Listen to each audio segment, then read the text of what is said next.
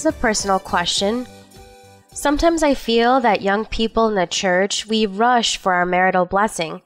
And that is why we make mistakes and we allow for the enemy to use this as a distraction in our spiritual life.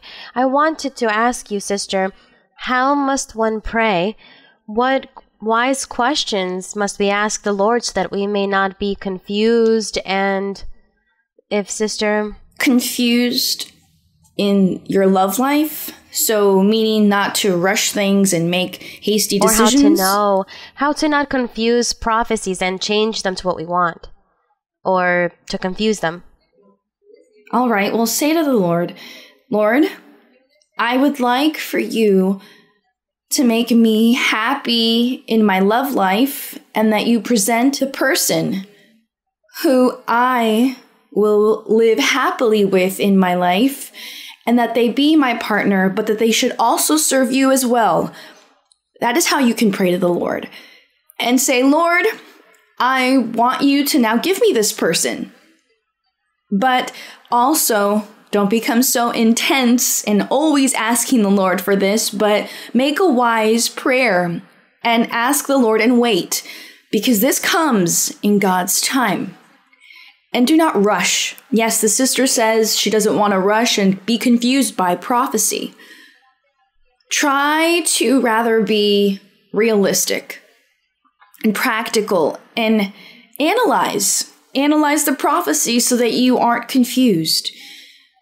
There was once a sister who also wanted to get married. She wanted to get married, and in the prophecy she received, it said, you will move. There will be a change of where you dwell, and the place that you will move to in this new place, there you will find the person who will be your husband. That is what the prophecy was. Now, I'm sure the devil was listening, and he went ahead and said, I'm going to go ahead and place a trap, because this sister, she did have to move. And she had to go somewhere else. And when she arrived to that other place, it was a place where there are many apartments and there were many families. She arrived there, and exactly that. There was a man who showed up and proposed. And she began to analyze and said, this is not it. Starting off with, well, he's not a part of the church. And I have asked the Lord that he be a man in church, someone who knows God's word and that accepts God's things and seeks him. So I don't think this is it. The prophecy apparently seems to be correct, that when I moved, that I would be presented with my husband, and this man is proposing marriage, but he doesn't go to church, and he also doesn't please me. I don't really like him. So no, Lord, I'm so sorry. If this was the prophecy that you were giving me, well, I'm rejecting it. That is what the sister said. She said this to the Lord and said, I can't accept this. I won't accept this. Even if this was prophesied, I can't accept this. What do we find in this sister? She was realistic. And she first started to analyze everything. What she saw, that he wasn't a part of the church on one end. And on the other end, she didn't like him. So she said, well, this can't be so. This isn't right. So time went by.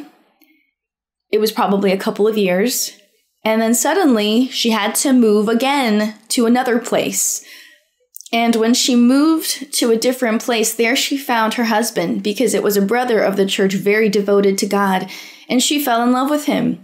So what do you think about that? So be very careful with being confused with your prophecy. Be very careful, because the devil can set a trap.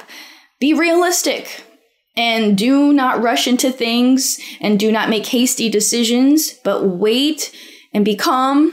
And if you love God, you would want that other person to also be in the same path that you are in, with the same knowledge and the same feeling you have of loving God, of following God, and wanting to serve the Lord. And so do not rush into things. And with this example, look at that prophecy. Apparently it seemed to be correct, and the prophecy was fulfilled, but it was not the way that it was first interpreted, because perhaps what lacked was for him to say, in the next time you move, you will find a man who will propose to you, but that's not him. But in the following move, it's not him either, but it's in the next one. So I think when a brother or a sister loves God, and they are people who are upright before God, who are sincere with God, God guides them perfectly. God guides them and gives them many, many signs and guides them to perfection.